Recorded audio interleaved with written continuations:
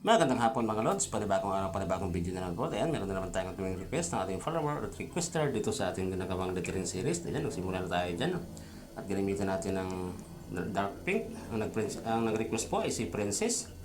Yan, sana Princess makita mo ito at mapanood mo. Sana magustuhan mo. At tuloy may share mo na rin para marami po makapanood na ating mga ginagawang video tulad itong sa'yo. Yan, ginamitan natin siya ng latex color pink na dark. Nag-mix lang tayo ng tulad and red. At hinaluan ng kunting puti para po mag-dark yung kulay. Yan. Kung gusto niyo pong mag-mix, kung paunti-unti lang po, kung hindi pa po kayo talaga magaling mag-mix, paunti-unti lang po ang paglagay ng kulay pula or kulay puti para po makuha niyo yung gusto nyong kulay kung gaano katingkad.